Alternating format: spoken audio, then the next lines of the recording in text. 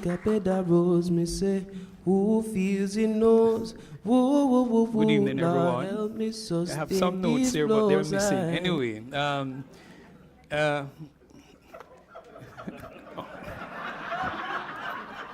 right. thank you. Don't worry, I wasn't traumatized. But good evening, everyone. It is indeed my greatest pleasure to be with you here this evening. Let me pause to thank GraceKennedy Foundation for this opportunity to share my thoughts and experiences on this topic, breaking the cycle childhood trauma.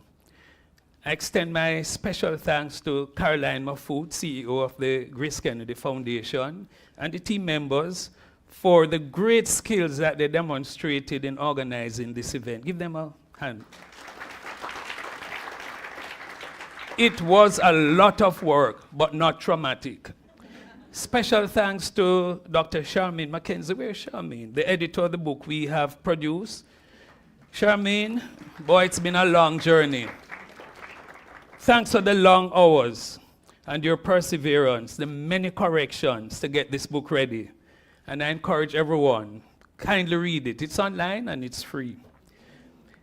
This evening, my aim is to spark curiosity, explore ideas, ask questions, encourage meaningful discussions, and we're open to disagreement. We live in a world where many persons who have experienced trauma have been shamed and silenced into secrecy and pain. This evening offers us a unique opportunity to lift this veil of secrecy, silence, and shame. I'm a psychiatrist. And psychiatrists deal with pain and hope. Some people think that otherwise. This evening, some content that we will share may make us uncomfortable. Please remember to take care of self. This may require seeking professional help. And I know many of you are experts in the field, others are new to it or curious about it. I trust my insights resonate with you, provide value, and leave you inspired to explore further. Thank you all. Those in the room and those online, thank you for joining. And there's silence. And I'm going to start with a story. Psychiatrists like to tell story, you know. In fact, they say of us that, well, let me not make the joke now. I'll probably leave it later. But I'll start the story about this 6-year-old young man, a little boy. And at 6, it was one night, he got the news that his mother died suddenly. Poor child, question in his mind, how could this be? Even question God, how could you let this happen to me? And of course, it impacted on him. It was his first year in elementary school. And his teacher brought him closer to her because she realized that he was acting out a little bit, you know. Thanks for that loving care of a teacher. That child happens to be me. And I hear, yes. And I tell you this, it was a traumatic journey. Because in those days, about 60 years ago, no, you've worked out my age, right? So about 60, I said about, it's about 60 years ago. Jamaica only had probably what, 1 or 2 psychiatrists. We had no psychologists, so there was no talk about therapy and all of those great things. And it was had it not been for extended family, a caring father, and that teacher in my elementary school who is still alive, I would probably not be here today. And so I just want to be grateful for the many persons who've been in my life. And so some of you are saying, I see why you have chosen this topic. Because, you know, they often talk about the wounded healer. And I see a lot of psychologists and psychiatrists here and people who are not in mental health. And everybody's trying to make the diagnosis. Well, as we go along, you probably might have some clarity, right? But so when I shared with before I get to that, let me address the first question here, what is trauma? Because that's what we're going to be talking about. And trauma occurs when individuals are exposed to events that are distressing, potentially life-threatening, events that can overwhelm our ability to cope. And often these experiences we witness them, we may witness them, we may be involved in them directly or even told about it. And I'll pause on that because we can be traumatized by being told about incidents. And that is why it's important in today's world that, when events occur in communities, we don't drag people together and have them debrief. We don't do debriefing anymore because debriefing actually traumatizes people. And that is why media has to handle sensitive information a little bit more, because very often, a lot of people in fact will tell you they don't watch television in Jamaica or listen to radio because the content is too traumatizing for them. And it's because people become traumatized. They become vicariously traumatized just by listening to conversations and seeing the blood. And if it doesn't bleed, it doesn't lead in media, right? And that is something we have to pay attention to. But why childhood trauma? I've decided to focus on childhood trauma because children are vulnerable, very vulnerable. And the reality is that not every child who is exposed to trauma will have problems.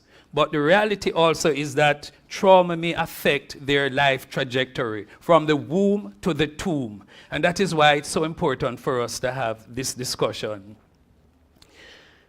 Now, I just want to make clarify something here, because in the literature, there are so many words that are used to describe trauma. It actually gets you, it can make you traumatic just reading the literature, right? There's adverse childhood experiences, ACEs, which we'll talk about, childhood adversity, early adversity, trauma, childhood stressors, child maltreatment, childhood harm. So forgive me if you find that I'm jumping using all of these terms this evening. They mean all the same, more or less. So, I told a good friend of mine who is in this room, and I said, I'm going to talk about childhood trauma. And she said to me, why childhood trauma? What do you know about childhood trauma?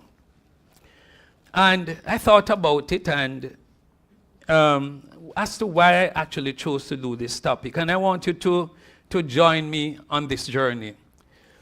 It started out when I was being trained as a psychiatrist, and at the time I was placed at the Comprehensive Health Center. And I was at that time being mentored by Dr. Pauline Milburn, who is here. Dr. Milburn, could you stand? Because I'm dedicating this lecture to you.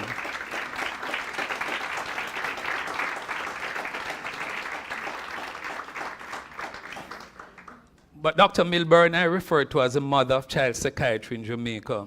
So she ran this clinic many years at the Comprehensive Health Center and taught many of us, generations of us. And while working with her, I would see children who were irritable, children always fighting, children cutting themselves sometimes, children stealing, lying. And we would make diagnoses like conduct disorder, oppositional defiant disorder, even attention deficit hyperactivity disorder. And I'm sure that diagnosis is going to be increased very soon, because I noticed the drug that is actually used to treat it, Concerta, is now covered under the National Health Fund. And I notice a lot of my colleagues are here, and sometimes I speak out a term. Please do not overdiagnose this condition when these children come. Just follow the discussion, and somebody is saying, yeah, of course, it's true. Right? So we're seeing these children, and when you look into their history, there were problems in the family, yes. There were social problems. And we would, yes, identify these were contributory, but it wasn't clear because the diagnosis just couldn't fit, I thought this couldn't all be attention deficit disorder, couldn't all be conduct disorder. And then I was placed in St. Ann's Bay to work for a psychiatrist in the Northeast region. And when I was there, I was swamped with a lot of children who were referred from the school system. And it's because I was working closely with a teacher at the time. She was a teacher, special educator, now a psychologist, Dr. Orlean Brown. And I see Orlean here, right? And Orlean, she commented one day, she saw me one day crawling under the barbed wire fence, right, to get to the schoolroom, right? And I was telling her, look here, there are many children we're seeing, and something is happening here. But there were children not learning, children daydreaming in class, children not paying attention, children, again, who were hyperactive, restless in class. And again, the diagnosis that we had was the conduct disorder, the attention deficit disorder, oppositional defiant disorder. Yes, they were having problems at home. There were social problems. And then many years later, I started to work with a hard-working lady, Audrey Budai. Audrey is also here. You know, all my fan club, they're here with me this evening, right? Audrey, thanks for coming. Audrey used, at the time, work with the Child Development Agency. And that is where I would see children in state care, children who were running away, children who were involved with older adults, children who were being shifted from one family to another. And some of the stories are painful. I see some of those children this evening. I remember one evening I was called out to see a child, and I'm kind of distorting the story so that we can't make any connection. But I was called out to see this particular patient, and when I went, the blood was dripping, red blood, dripping on the floor. And it was that she had cut herself. And when I asked, it was that she got news that the person who she lived with was murdered. And they cut her head, tied it in an ackee tree, and 2 fingers were cut and stuck in the mouth.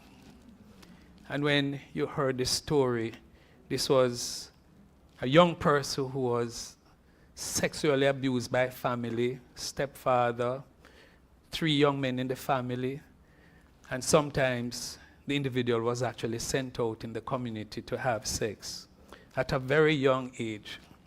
And these were the stories. I know they're painful and the room is silent, and I'm sorry.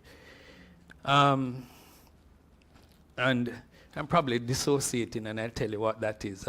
Dissociation is when you get painful stories, you actually you actually leave your body. Yes? That's what happens to people sometimes when they're dissociating. And that is why you may be walking and you happen upon somebody, or you think the person might be there to rob you, right? And you freeze. And what it is sometimes, that freezing is sometimes we dissociate, and when we sense danger, we dissociate and we just leave our body behind. Yes? There could be more graphic examples I give, but I won't do it. But I also remember the story of a young man. And I saw him, and I said to him, he showed me his toe. He's kicked off his shoes and said, look at this. And when I looked, his toenails were missing. And I said, what happened? And he said that he was in foster care, and the foster mother took pliers and pulled out the toenails. Yes, these are the stories. I don't know how Dr. Milburn and others, and Audrey Budai and Orlean, Dr. Brown, continue to work with these clients on a daily basis. You know, and Dr. Milburn, I always admire your calm, how you've been able to just manage under those difficult circumstances. But these are the cases that we see on a daily basis. And of course, as an adult practicing psychiatrist, the many nights you're called out for the persons who have attempted suicide, or persons who suffering from depression, people who use substances, and of course it goes back to their past. And so over the years, the question would be repeated in my head: what's wrong with that child, or those children, or those adults? Because the textbook weren't giving a clear picture. And this is how the thoughts were in my head. Keep going up and down from night to night until I had my light bulb moment. What's that moment? It was when this study was put out, a study on adverse childhood experiences, ACEs study. At the time it was actually done in 1998, the first large study on ACEs in the USA. They questioned over 17,000 adults, asked questions about early trauma. And the questions that were asked had to do with 10 categories of trauma. In purple, you see here, abuse, physical abuse, emotional abuse, sexual abuse, 3. Physical neglect, emotional neglect, 2. And in green are experiences within the household, like domestic violence, loss of a parent, as was my situation, drugs and alcohol use, mental health issues in the household, and household member being incarcerated. And the study, the results were astounding. They found that ACEs are common. That's your adverse childhood experiences. And they found that 2 out of every 3 persons had at least one ACE. 2/3, 2 out of every 3. I was going to ask you to look in front, look behind, look to your left or right, but let me not do that, yes? But it also showed that 1 in 6 persons who answered had reported 4 or more ACEs. But what the study also showed is that these adverse childhood experiences were linked to 5 of the 10 leading causes of death globally. And what is also interesting in terms of the findings from this study is that if you have, the more ACEs you have, the more likely you are to die earlier. With 6 or more ACEs, persons actually had premature mortality, meaning that they will die 20 years earlier. So we die, if our trauma is not dealt with, we die early. And what the study also showed is that 4 more ACEs were associated, well, I think I mentioned that, higher rates of stroke, heart disease, diabetes, lung diseases, and many more. And I'm showing this slide on Jamaica. It's a 2021 leading causes of death. Couldn't get a more updated one, so I actually, the one that you're seeing in black is actually the one on COVID, because COVID was actually the 3rd cause of death in 2021. But you see the causes: stroke, diabetes, ischemic heart disease, violence at number 5, and hypertensive heart disease. And the reason I'm actually highlighting this is that you realize the leading causes of death here in Jamaica are similar to what we're seeing globally, and we realize the connection with these conditions and adverse childhood experiences. And we'll come back to that, because obviously we need to be studying more, we need to be looking more at the situation as it is in Jamaica, and recognize that trauma contributes or is linked to many health conditions. What is also interesting in this study is that as the number of ACEs increases, so does the risk for health outcomes. It goes zoop, right? 1 ACE, 2 ACEs, 3 ACEs, 4 ACEs, the risk is increased. And I think I showed you that. So for example, if you have 4 more ACEs, the risk is doubled for stroke, diabetes, heart disease. And with 4 more ACEs, 15 times the risk of committing violence. And I think Mr. Kennedy shared with us the reality in the inner city communities and schools in Jamaica with the high level of exposure that is actually reported by young people. Let's look at the link with mental health problems. If you have 4 more ACEs, it increases the risk of suicide by 12. And we know that because when people present to us in an emergency room and we ask, tell us, what are the factors that may be contributing to your thinking about suicide or attempting and so on, invariably takes you back to childhood trauma.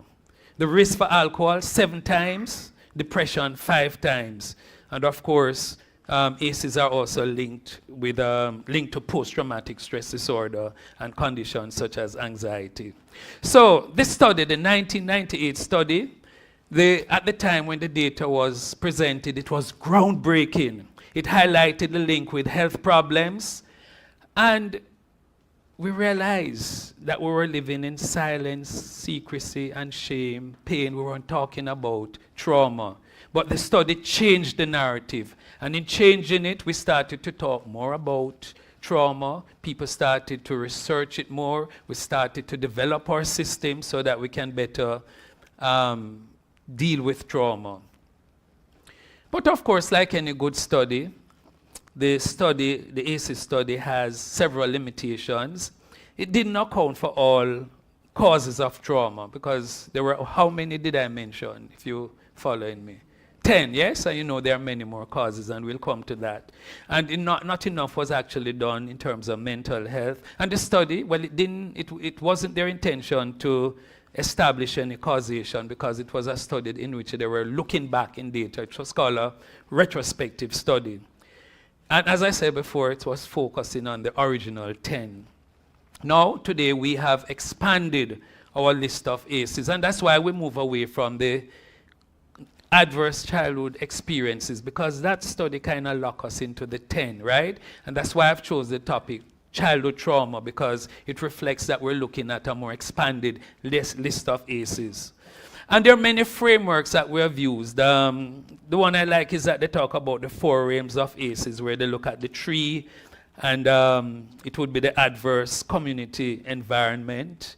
Adverse community environment would be the soil and the roots, like violence in the community and that sort of thing. Adverse climate events would be the storm cloud ahead, and I see our our climate envoy here. You know very well, nowadays we're talking about bioclimatic events and climate change and how it affects especially small island developing states. We know the frequency of hurricanes and other disasters that we're being exposed to. And these, in fact, are traumatic, not for only for the entire population, but also for children. And of course, adverse cultural experiences, the groundwater, that is there, just underground. We don't see it, we don't talk about it.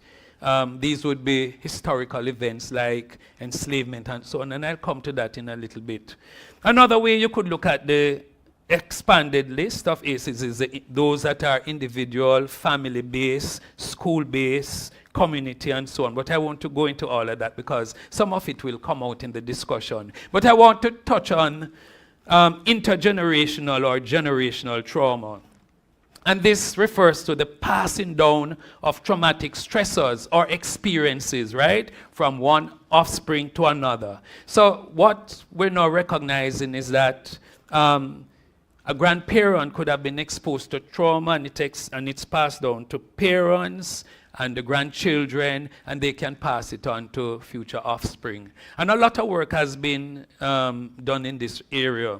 There's also a closely related topic, which is historical trauma, such as war, the pandemic. I don't think we have really fully explored the pandemic. I see you shaking your head, but let me tell you something. Every day, those of us in mental health and other areas of life have to deal with the pandemic, and the pandemic has been very traumatic for children, yes? And the thing about children is that when they're experiencing trauma, they don't talk. But we must be mindful of that reality. But the war, the pandemic, natural disasters, enslavement, these are collective trauma, traumatic events that affect many persons, and not only many persons at one time, but several generations all at once. We all have been affected by the pandemic. Nobody has been spared, yes? And we hold these traumatic memories in what we call our collective memory, all of us, right? And from day on, day out, every day, we experience the ongoing reconstruction of trauma. And this historical traumatic exposure can be passed on from one generation to another. And I will further build on this as I go through the discussion. But having said all of that, right? What about Jamaica? What about childhood trauma in Jamaica? Unfortunately, we don't have any comprehensive study on ACEs. So we don't have one of those broad-based study looking at all the ACEs as those fancy studies they've done elsewhere. But we've done a number of studies in terms of looking at exposure to isolated ACEs. Much of it, as you would imagine, would be on violence, because this is a major problem in Jamaica and also in substance abuse. And I'm going to take you to this lovely report that came out in 2023, Jamaica Violence Against Children and Youth Survey in 2023. And because it's one of the most recent data we have, I've borrowed a lot from it just to kind of paint a picture of the landscape in Jamaica in terms of trauma and especially violence. What this study shows is that 8 out of 10 youth, because it was a study looking at young people in Jamaica, reported violence in home or community. So Mr. Kennedy, it's not surprising what you reported to us in terms of the experience at St. George's College. 8 out of 10 young people, report having experienced violence in their home or community. Which would mean then 8 out of 10 youth would have been exposed to at least one ACE, right? Violence being the most common. In terms of sexual trauma, it shows that looking at children in the age group 13 to 14, 1 in 4 females actually reported sexual trauma, 1 in 10 males sexual trauma. Bullying at school, 2 out of 3 children reported bullying. And somebody said, and I was thinking about bullying because when I was growing up, it wasn't a term we used a lot. You'd go home and say, oh, somebody has teased me. And sometimes a parent would say, don't worry, just ignore it, right? But it's a major problem, yes? And it is a major problem in our schools, yes? I remember from a prominent high school, a young man was brought to me. And he was a bright student, did very well in his PEP exam? Yes, passing on extra pressure, right?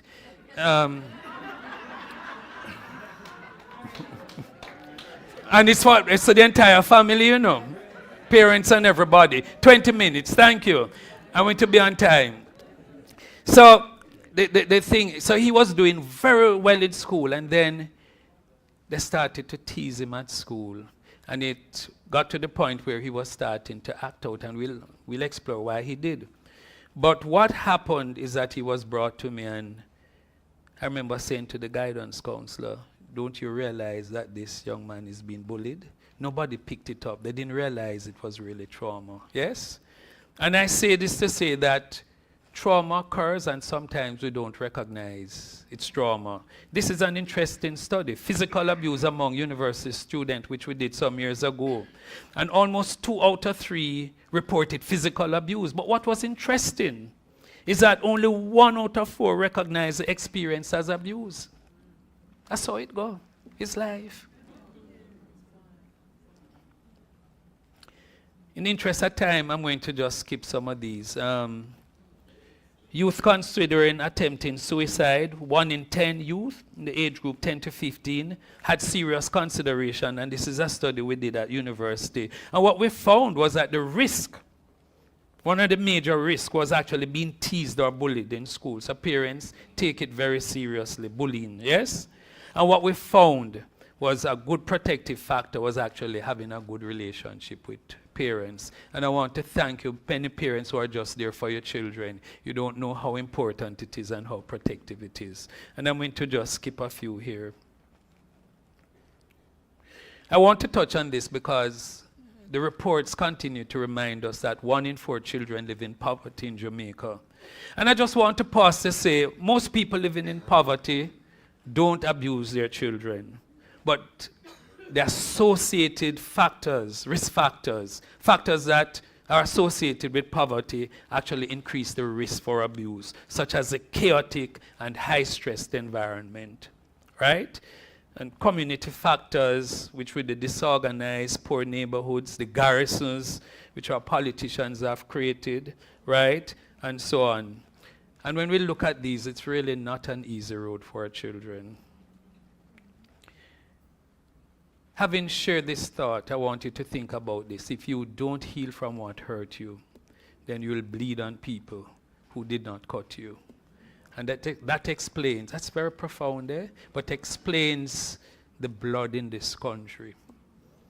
There are people who have not healed, and they're bleeding on all of us every day. And we have to deal with this.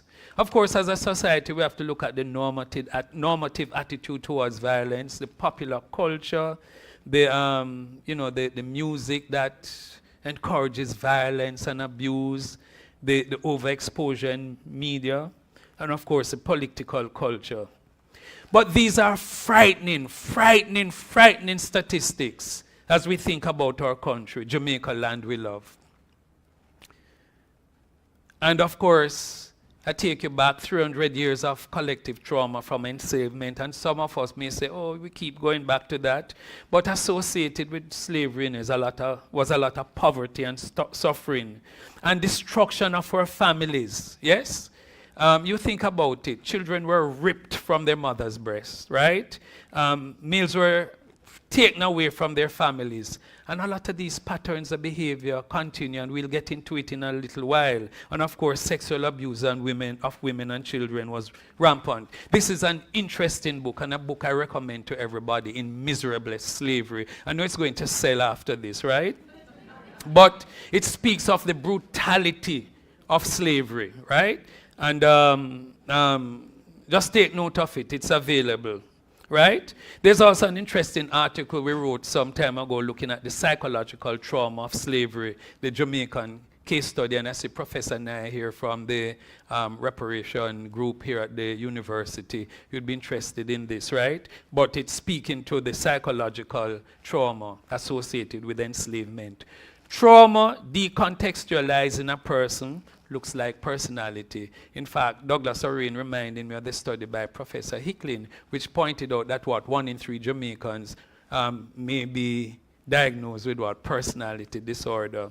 Trauma decontextualizing a family looks like family trait. And trauma decontextualizing people looks like culture. Think about that. So, having looked at this data, the reality is that trauma is common in Jamaica. And especially so, there's high level of exposure to our children. Just some years ago, the Gleaner in an editorial pointed out that the abuse of children is a public health issue, and we need to treat it as such. Now, having said that, how does trauma affect the brain, body, or behavior?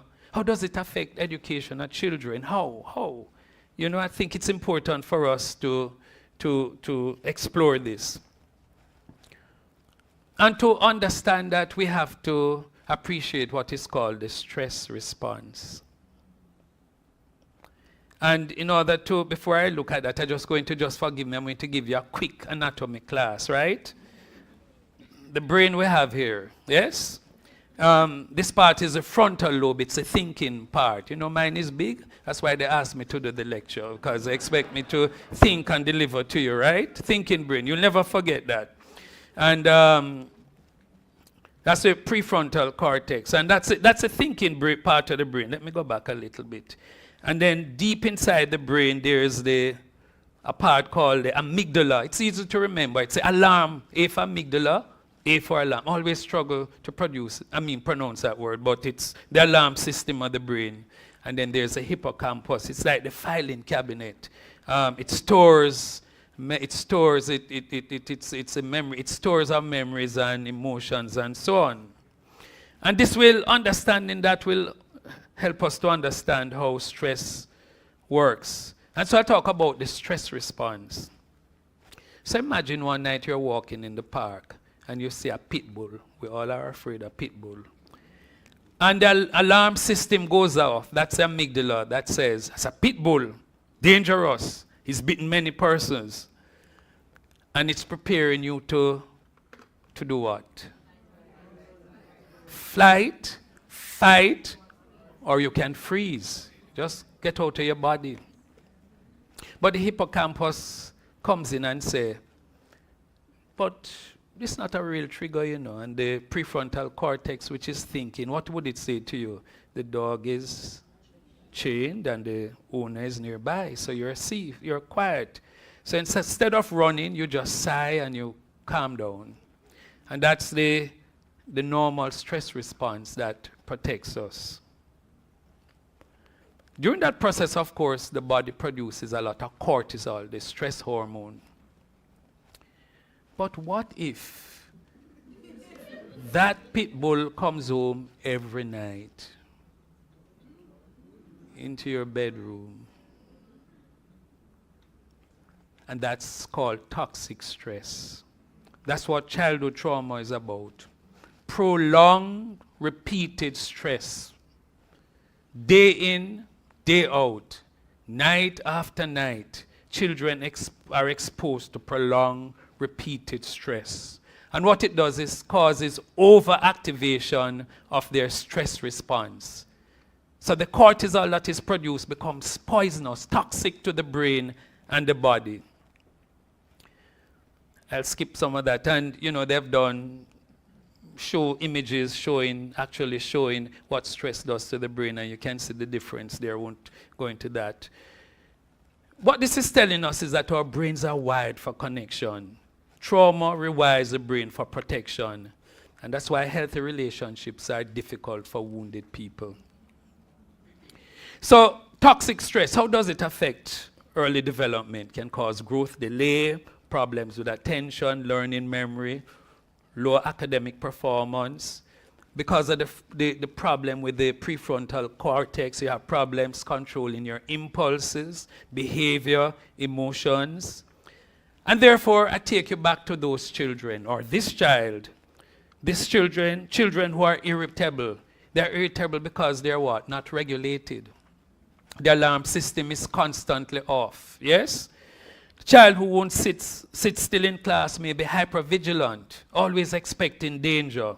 This child who is not sleeping, hypervigilant, always fighting, has poor impulse control because the prefrontal cortex is actually not working well. The child who is daydreaming, not listening, may actually be dissociating, thinking about trauma, and has just left his body in the classroom. And you know what the teacher would do? Take a strap and just hit the child, yes? The days before corporal punishment was banned, yes? And that would also be what? Further re-traumatizing to the child. So these children, they were not bad. I hate to use the word, nor were they mad, right? They're actually sad children, right? Responding to toxic stress. And so, going forth, let us not ask what is wrong with this child, but what? What has what? Happened to that. I want everybody to repeat that. What has what? Happened to that child. Let's change the discourse. Because behavior is a language of trauma. Children will show you before they tell you they are in distress. Right? That's what we were seeing in the clinic. That's what we're seeing in the classroom. That's what we're seeing in the children in state care. They're seeing their behavior as a result of trauma. Apart from that, we know that toxic stress can lead to self-harming behavior, alcohol, substance abuse, aggression, violence, risky sexual behavior, poor parenting, problem with relationships, and also the propagation of intergenerational trauma. Mental disorders, I've dealt with that. I don't need to go through that. And of course, just to explain quickly the relationship between toxic stress and physical health. Because how is it trauma? How can it contribute to heart disease and other conditions? And it's because of the hormonal changes. I spoke about the cortisol, yes, being produced in excessive amount. The inflammatory changes in the body and immunological changes in the body, all related to the toxic stress. Hi everyone, I am Marsha Grove, and today I will be sharing about my experiences as a child, having gone through childhood trauma. Now, I grew up in rural Jamaica, St. James, Montego Bay, and very rural. I mean, we had no running water, we had no electricity, no bathroom facilities. So I grew up under impoverished circumstances. I ended up also being abused physically by my mother and verbally, and sexually by my stepfather and persons in my community. What did this do to me? It caused me to be an individual who had no self-esteem, very low self-esteem. I mean, hygienic problems. I suffered with odor issues and not having basic amenities like roll-on and perfume and those things. Now, going to school, this affected me because I was bullied. I was, called the stinky girl and all of that. So it came out in my behavior. I started fighting, quarreling with everybody. I suffered inferiority issues. I was always trying to fit in but not able to because of my situation. Now, I believed I had no one who would have listened or cared for me. But eventually my guidance counselor, who saw potential in me and also saw the trauma that I was going through, assisted. And so she counseled me, she questioned me, and of course a whole can of worm was open because what was happening to me, the abuse, the physical, the sexual abuse, I suppressed it and really didn't want to speak to anybody about it. But what she did was she helped me to open up, and so I was able to get some help. Now, getting help was not very accessible because those times in the 80s we didn't have the resources that we now have, and the entities like the CDA or the SISOCA branches. What we had was just the police, who I believe they were not fully sensitized of the kind of help that we should have get. However, I was able to reach out to the Women's Crisis Center or the Women Inc. and gotten a few help at that time. Now, how did that impact me as a teenager into adulthood? I'll tell you more about that. That's a client who decided to just share her story. But how she actually presented to us, yes, Livera, brave. She's breaking the silence. And I'll tell you this, some years ago, we used her at a workshop for guidance counselors. And she told me after the workshop, she was actually surprised. So many guidance counselors came to her crying and said, that was my experience. Wounded healers. It's a lot of trauma in the society. Let me take us to another topic. And the lights are off. You can turn it on. Was intended to scare you, but I want to introduce this topic because it will explain to us how trauma can be passed on from one generation to another. It's about epigenetics, and it explains how genes are turned on and turned off. You'll never forget the night. Turning on, turning off, right? And it's the process by which our genetic message is actually changed. In that process, the sequence of genes not change. And in fact, the way I remember it is, you think about a keyboard. You go on it, the keys, the sequence not change, right? But you can type. I hope the lecture is not too long, but I'm told we have 10 minutes, right? You can change the sequence of words. You can change the genetic message, yes? And that's how epigenetic works, yes? And with what it tells us is that our trauma or experience or environment actually changes the gene expression. It's 3 E's: experience, environment, expression, leading to behaviors and risk behavior, and of course that can be transferred across generation because because what the trauma does is changes the genes. So a child who is exposed to a harsh community, the expression of their genes are actually changed. And it affects your attitude, behavior, cognition, health outcome, right? And this is very complex. I'll skip that one. There's also another one. This one is very interesting because it will tell us how to live longer, right? We have, the chromosomes carry our genes. And there's a telomere, which is like that little, think of the chromosome as a shoelace, yes? And the telomere is that little plastic cap, the protective cap at the end of the chromosome, and it protects it from fraying. It protects the chromosome. And the telomere can actually be shortened by trauma, yes, by aging. So that means we have to prevent our telomeres from what? Shortening, right? So I'll tell you how we can prevent that. And cancer, right? And I'll just throw this to you, and you catch it for me. right? Sorry about that. But it tells you that the telomere can be passed from one person to another. That's a message, yes? And trauma shortens the telomere, yes? And it passes from one generation to another.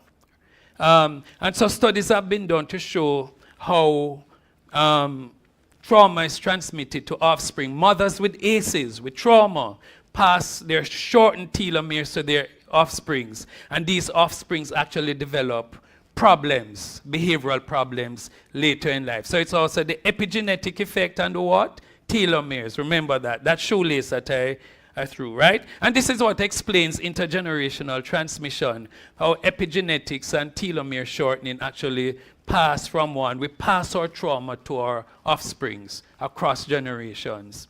But since I promised you tell you about telomere, they're shortened by what? Aging. And so a lot of research is being done now to see how we can prevent that. And people argue things like, well, you know, exercise, proper diet, antioxidants will prevent us from aging. Well, I know you all knew that, so that's not surprising. But you can read up. So let me skip this one. This is really just summarizing what we said, the trauma, toxic stress, how it affects brain development. It's hardwired into our biology, how it affects mental disorders, chronic disease, education, crime, and so on, right? And can be passed down. We bury our trauma and pain. We carry them in our brains and bodies, then pass them to another generation. Now, I'll just quickly tell you about the buffering effect. And you can imagine what is this. It's how do we buffer this toxic stress and prevent it from doing all of this damage to our brain or in our bodies and creating behavioral problems. All the studies that have been done show that positive relationships protect children from toxic stress. Having an adult in your life who is able to provide a stable, secure, and safe relationship is protective. And it's 5 minutes, but you know I'm going to go about 10, yeah? And so we come now to how to break the cycle of trauma, yes? And can we use this knowledge to protect our children? This is the exciting part. How can we do that? We're not doomed. These children are not doomed. There's hope. There's hope. Trauma can be prevented more easily than it can be healed. Those of us who work, yes, know how difficult it is, right, to heal people from trauma. In fact, it's often said that the physical scars may heal, right? But the traumatic scars take a long, long time to heal, if ever at all. But what we know about effective interventions is that they're not quick, they're not cheap, and a lot of times they're long-term and intense. Yes? And there are different types of intervention, there are different levels, and the timing of intervention critical. And I'll tell you, the most effective interventions are those that involve screening, yes? And screening is relatively cheap. We should be screening our population, screening in schools, screening in our healthcare setting for persons with a history of trauma. Home visitation has also been shown to be very effective, positive parenting program, high quality childcare and early education, and of course, multi-component programs. And I'll quickly go through this. In terms of the timing of interventions, there are 3 windows of development in a child's life: 0 to 2, 9 to 4, 19 to 21. That's the doctor right here. He likes to talk about the first 1,000 days, the time from conception to end of age 2. Remember, conception is about a year, you know. That's how we get the first 1,000 days. But what the science tells us is that when children get a strong start, they get a what? Good finish, right? And positive relationships, safe, secure, nurturing relationship. If you take away anything tonight, remember SSN. Everybody what? SSN. Safe, secure, nurturing relationships. Positive relationships, provide good foundation. The parent-child relationship is the most powerful mental health intervention known to mankind. And the positive, even studies we've done, lots of studies show that positive relationships are protective. I see Professor Julie Meeks here. They've been involved in a very interesting study, the Jamaican study that was done many years ago. And the lead here was Professor Sally McGregor. And other members of the team are Professor Susan Walker. I think they may all be here. And that became a very popular study. Well, a simple study, you know, which showed that home visitation, this was really done on children who were undernourished, but children who also were exposed to a lot of trauma. I mean, poor nutrition is also traumatic and can lead to toxic stress. And what they did in this study, home visitation, nutritional supplementation, stimulation, just to make to make the point quick. And when they followed up the children 22 years later, they were doing better educationally, they were earning higher, and they were less likely to be involved in crime. Remarkable findings, right? And the famous Jamaican studies, lesson learned, good start, provides a strong foundation, great finish in terms of educational achievement, productivity, responsible citizenship, and long-term health. And this lady reminds us about that. You know, when she gets a good start, it's what? A good what? Finish, right? And that's why these early intervention programs are important. When children get strong start, good finish. And what Professor Meeks reminded me about was that this famous intervention, the Jamaican study, has been replicated in about 16 countries, not in Jamaica. Even in China, you know, they've replicated it, not in Jamaica. And so those of us in the university community encourage us, own what we've done and done very well. Early intervention program works, right? There's also the cultural therapy program, which is another early intervention program that was developed by Professor Hicklin. And I only quoted Dr. Guzda here because she had a paper published on it, right? Let me take you to treatment quickly. That in the study that we did in terms of the violence against children, what was interesting is that 50% of the children and youth said that they're not able to access service. And that is surprising, right? And we therefore ask ourselves, are our services becoming a pipeline to prison? We're not providing them, yes? Lack of access and inadequate care. We know that those of us who treat children with trauma, it takes them sometimes 6 months, sometimes a year to get into treatment. Yes? And the challenge is a lot of the people involved in care are not, they're doing their best, and I wouldn't knock them, I don't want to berate them, but a lot of people are not adequately trained to what? Deal with trauma. But they do a good job. And so I take us to one of the solutions moving forward, the whole need for us to develop trauma-informed care. It's a concept that recognizes that trauma is common, it affects people's life, and that we need to engage persons more, and that we shouldn't re-traumatize people. And this, I think, highlights what puts trauma-informed care in perspective. That when we see children and persons, we don't ask them what is wrong. We ask what has happened to this child, not what's wrong with this child, because we now understand that trauma can lead to a lot of problems, right? The 4 components of trauma-informed care, the R's, we must realize impact of trauma, recognize the signs, respond to trauma, and reduce re-traumatization of persons in our systems, right? And I'll skip this one. And so this is a call for us to, institute trauma-informed care, to apply the components and principles of trauma care in all our systems and programs and practices providing care to children in terms of the clinical health services, social services, human services, and schools, so that we become more aware and sensitized. That is why we really should not be, we need to have a law that bans corporal punishment in schools and harsher laws against corporal punishment in homes, because we're re-traumatizing a lot of children who are exposed to trauma. This is a big one. We need to prioritize childhood trauma, right? That childhood trauma abuse is a public health problem, right? And I don't think we fully recognize this. I know the resources are challenged and what we do is focus on chronic diseases, but we should also realize that a lot of the chronic diseases are linked to trauma, right? And so our public health system needs to better orientate itself to recognize that we need a more coordinated and integrated approach to trauma. At a societal level, we need to have a greater respect for human life. I think a major part of the problem in this country is that we do not have respect for human life. Yes? Yeah, the other day I was driving and I heard somebody just casually say, I'm going to kill you. Right? We say it just easily like that. I'm going to kill you. Because it's how it speaks to the lack of respect for human life. In terms of law and order, the country needs to take a zero tolerance approach, and we have to deal with the popular culture. All aspects of the popular culture. It's aggressive, it's violent. You know, even some of our cultural icons, and I know I'm going to take a hit for this. We teach children some of the dialect, and it's about cursing people.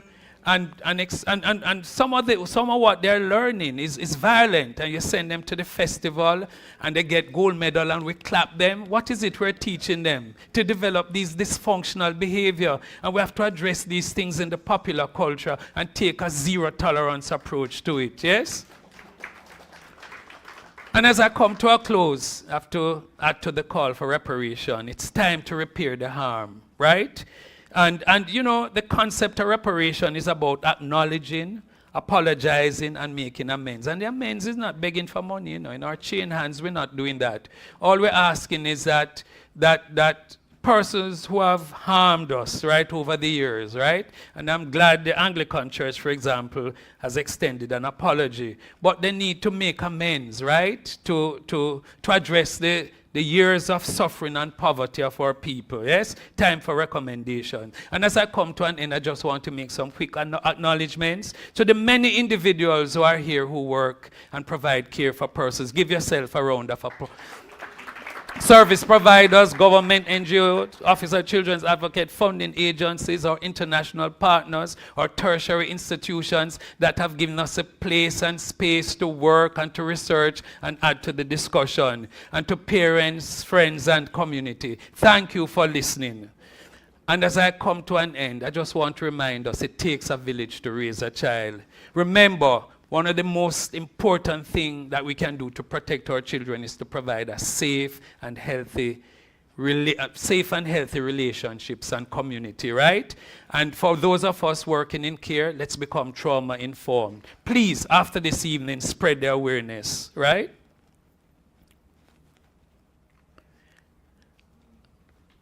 And if you leave with anything, I want you to remember this. This is a quick quiz. And you answer with one word. The child who is irritable, trauma. Fighting, cutting self, daydreaming, not paying attention, hyperactive, restless, stealing line, running away from home, think trauma. It doesn't necessarily mean that it's all trauma, but think about that, right? And as we end, I just want us all to just consider this message from a little boy. If I were born with all my knowledge at birth, I would have said to my parents something like this: push, don't shove, talk, don't scream, teach, don't lecture, hold me, don't pull me, guide, don't take my place. Lastly, love me without measure. And for those of us who carry our trauma and pain buried in our bodies and brains, covered by silence and shame, when we heal our trauma, we break the pattern for the next generation. That's our work. That's our gift to the next generation. Ladies and gentlemen, I thank you.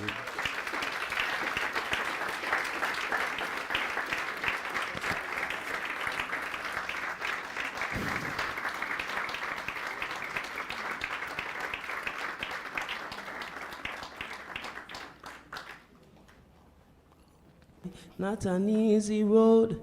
I many see the glamour and the glitter, so them think a better rose. Me say, who feels he knows? Woo, woo, woo, woo, Lord help me sustain. From the minute of birth, you enter this earth, obstacle there in your way to overcome first. Throughout every day, it seems to get worse.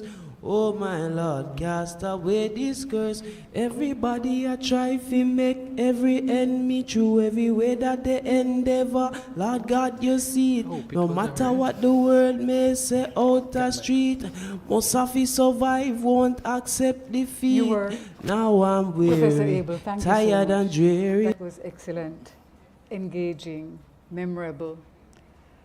What you were just hearing was one of our students, Justin Smith. He was the 2024 GraceKennedy Edna Manley College Scholar for that year, and he was singing "It's Not an Easy Road," underlining what Professor Abel had said. At this time, we're going to be taking some questions from Slido. Now, I have to tell you that there are already about 40 questions on the list. So I'm going to be selecting some and look at the ones that are most highly ranked, and I will just answer some of them that are more statements than questions. Very early, from you were just starting, Prof. Abel, we were being asked, where can you go to get help if you're suffering from trauma? Are there free services? Your time. I see the director of Child Adolescent Service here, Dr. Leiber, from the Ministry of Health. But, you know, the truth is, we have mental health services available in most parish hospitals island-wide. And also we have a network of health centers island-wide. There are about 300, health centers, and in about, over 100, well, probably 150, we offer mental health services. And we also have a network of child guidance clinics island-wide. But the reality is, despite the services we have, they're not adequate. Part of the challenge is that we don't have enough psychologists, we don't have enough social workers, especially those with clinical with clinical training. We don't have counselors with specialized training to do therapy. So there's a challenge. And what, as I said earlier, that a lot of children have a long wait before they can access care. And even so, the reality is that for trauma therapy is very intensive work. It takes highly trained persons to be able to do that. And so we do have a challenge. I wish I could give an easier answer, but I'm sounding like an academic at the university who probably take a long time to get to the point that says that we don't have, the services are not adequate, and we clearly need to strengthen these services. No, I think that is what we need to hear. So just a reminder for those of you who want to ask a question, you go to your program and click to submit question. You can scan the QR code. I wonder if they can put it back up for us. The ushers are walking around with QR codes to scan. Another person had been asking if this lecture is going to be available. And it will be available on YouTube, on the GraceKennedy YouTube channel, so you can watch it again or watch it for the first time if you haven't seen it before. There were some points noted here that said there are people who have done work dealing with trauma, including Dr. Elizabeth Ward from the Violence Prevention Alliance and Dr. Maureen Sams-Vaughan. I know you mentioned some of her work, and I'm just acknowledging that that was also mentioned here. For some reason, here we go. My questions disappeared, but they are back. Do we restructure the question and our approach to reforming deviant adults in society, as Prof. Abel suggested, with what has happened to that adult? Wonder if you'd like to answer that. Well, as I said, you know, the reality is that nowadays we're asked to take a more trauma-informed approach in terms of how we deal with individuals, because to recognize that trauma is common, that a lot of the problematic behavior we may be seeing may actually be, a lot of it is actually trauma related. In fact, our colleague, I think it's Dr. Gale, who often tell us that when you look at the trauma data, the violence data, young males are not only themselves victims, but they're also perpetrators, yes? That people who don't cut from what, who don't, heal from what hurt them, they're going to bleed on other persons who didn't cut them. And this is what we're seeing in the society. So we need to recognize that a lot of the problems we're having, you know, every discussion on trauma and abuse is going to take us back to violence and criminality in Jamaica because it's such a major problem, right? It's our number one, a major public health issue for us.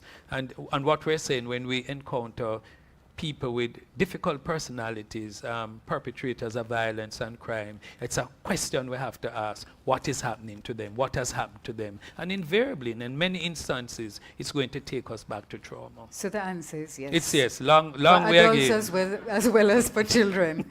What has happened to this person? Another very popular question here. A traumatized person decides to open up to a person who is unqualified to assist them. What advice can you give to the hearer to first be able to help and also not be emotionally affected? Well, you know, one of the first things is that when you're dealing with, when you're doing trauma work, you have to make sure you're properly trained, yes? Because, and to ensure that you're not judgmental and that you're not re-traumatizing people. Sometimes it can happen unknowingly. In fact, I remember I often tell a story. One night I was doing therapy and I yawned. And it wasn't that I was sleeping, you know, it was a short, yes. And Yawns are involuntary. yes, and the individual just started to cry. And I said, but something is happening here. And when I asked the person, what is happening? The person said to me, when you yawn, you make me feel that I'm no good, I'm worthless. And this is how I grew up in my home. I was told that I'm no good, I'm worthless, I'm not going to come out to be anybody. And so quickly I had to realize that I had to, out of this experience, this therapeutic encounter, I had to actually work it through now and realize that I'm dealing with somebody who actually is traumatized, poor self-esteem, poor self-worth, to the extent that a yawn could be interpreted as I'm not good enough, I'm not worthwhile. And so you have to be skilled to be able to deal with trauma and handle trauma. Admittedly, but what the person was saying Yes. was, if somebody comes to you and Yes. you are not trained, Yes. do you just turn them back, or what can you do? You really should, you know. If boy, it's a difficult one because hard. we don't have a lot of trained persons around. But ideally, if you're not trained, you really shouldn't be practicing the craft, because a lot of times, not a lot of times, most of the times, you're going to do more harm than good. Okay. And one of the basic principles in ethics is that we should do no harm. No harm. Yes? So if you're not trained, don't take it on. I hear you. And anybody who was coming to me crying on my shoulder, that is going to be my new response. I'm Not trained. No, I'm not making light of it, but it is an issue. You want to help, so better to just listen, be non-judgmental, and recommend professional. Yes, the best thing we can do on a daily basis is just to listen and to be non-judgmental, but to refer when we realize that it's bigger than us, it's deeper than us. But remember, for the children, remember, we can, that's what safe, stable, what? Nurturing relationship. Safe, stable, nurturing. In our everyday activity, in how we relate to children at church, in our community, can be very impactful. That's probably one of the best medicine for trauma and to prevent long-term damage from trauma. Thank you. Dr. Clayton Sewell wrote a question that has had 12 likes. What are your thoughts on military-styled interventions being used to manage the behavioral issues associated with vulnerable youth? Dr. Sewell is my boss, you know. Be careful. So I have to answer it properly. But as you know, a lot of military style interventions, they really don't work. They really have not been shown to be useful and effective, right? And in fact, a lot of times they're actually re-traumatizing. Yes? That our approach to dealing with trauma must be trauma-informed. Trauma-informed approach in terms of our care, to recognize that trauma is common. We must be able to recognize the signs and the symptoms of trauma, but we also must ensure that we don't want to re-traumatize people. And it's really that whatever intervention, therapeutic intervention we have, must follow the science, and it must be evidence-based. But the military style work doesn't work. In fact, I tell you this, I mean, you look at persons who've been to war and who suffer from post-traumatic stress disorder. I mean, they've had to develop very comprehensive trauma therapy to deal with these individuals. They don't put them in a military camp. No, because they know that it can also be re-traumatizing for individuals. So I hope I answered that question. Yes, I think that was well done. Erica Martin wrote, and this again... But I'll tell you before you go on, I know Dr. Sewell's question is veiled, you know. Right? he's a wool mirror like myself. And he probably might be asking in terms of approaches that we may be looking at in Jamaica and people are advocating for. Sure. It doesn't work. These methods are re-traumatizing and we must avoid them. Yes? Whatever we do, we must follow the evidence and follow the science. I think that there is a feeling that the military is very disciplined and disciplining, and therefore, if you are saying that a lot of the issues have to do with indiscipline, you want them in a disciplined situation. But it is different from trauma. It's different from, yeah, absolutely. Structure and so on is helpful, you know, but, and you know, the truth also is that one size doesn't fit all. I mean, you know, I must also say in terms of approaches in life, we have to realize that there are many approaches that we can use, but whatever approach we use must be non-judgmental. It must be based on love and support and care, and must not be re-traumatizing. But you were going to go on to another question. Yes, there was an Erica Martin, thank you for your question, which is also very popular with 9 likes. How can persons identify patterns of behavior that stem from their childhood trauma? Self-recognition. Well, firstly, one of them is that there's an exposure to trauma. That's the first one, yes? Exposure to trauma. But in terms of the patterns of behavior, that's a difficult, a long question, but I'll go through it quickly. It starts with your thinking, yes? People who are traumatized a lot of times end up with very negative self-concept. I'm not good enough, I'm unworthy, I'm not loved. They also end up feeling that the world is not a safe place, and that people around them cannot be trusted, because the adults in their lives, if you're a child who was exposed to a lot of trauma, you're going to blame the adults, because the adults in our lives are supposed to be there to protect us, yes? And what trauma does is that it shatters your assumptive world, yes? The world is supposed to be a safe place. The adults are supposed to protect us, but they didn't, yes? So you lose faith in the adults. If you lose faith in your world, you sometimes even see the future as being hopeless. And of course, that is going to lead to persistent feelings of sadness and depression and so on.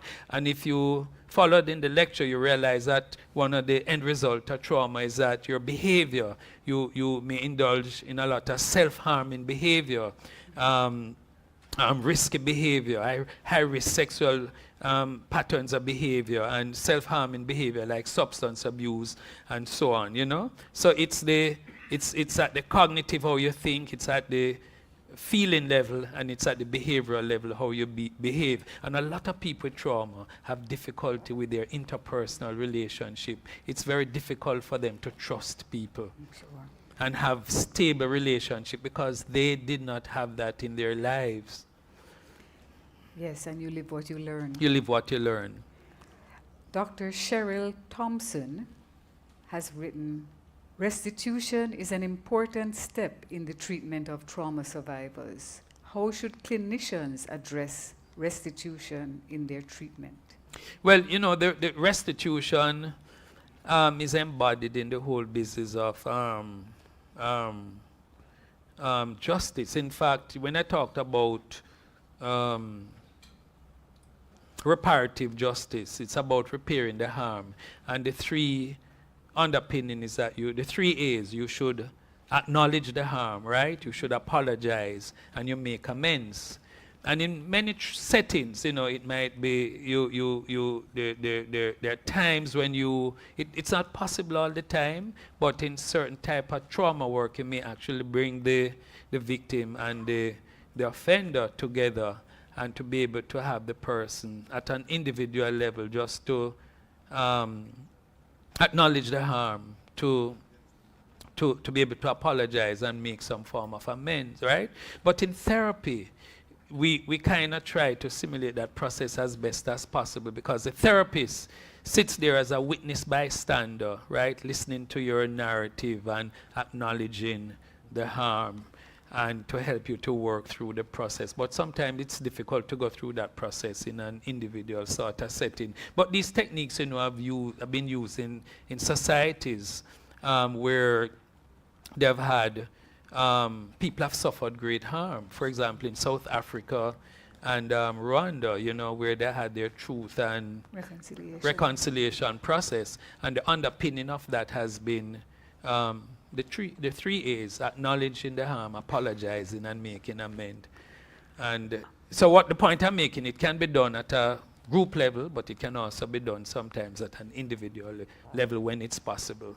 So I know that is a popular methodology for a legal kind of issue. Yes, in restorative. So restorative justice, yes. But they were asking about it in terms of a clinical situation. So It's sometimes it can be done, but you see, you sometimes, as best as possible, you may be able to simulate that sort of process. But there are other techniques that we employ in specific therapeutic settings. And I realize a lot of the questions are very clinical. They are very clinical, and I'm going to actually ask you a question now that does not have to do with the clinical situation. There is a case in the news today of an 11-year-old who was abusing a 6-year-old girl. And the anonymous question has a number of likes, but they were asking, what are the possible causes and possible interventions in a case like this? Would you like to address that? I don't want to spend a lot of time on it because I know it's before the court, but and I don't know the specifics of the situation, except to say that children live what they learn, right, and what they see on a daily basis, and it just speaks to the overexposure, to the fact that the society is an over-sexualized society, overexposed to violence and so on, and that really we need to bring up our children to be able to behave in age-appropriate ways, you know. And it's obviously is a failure of the village. The village, that's the best way to say it. It's a village, meaning all of us, because we have to take shared responsibility in terms of our village. So we are actually out of time for the questions, and you really have been very patient with us for after your lecture, taking so many questions. And thank you for everyone who submitted your questions on Slido.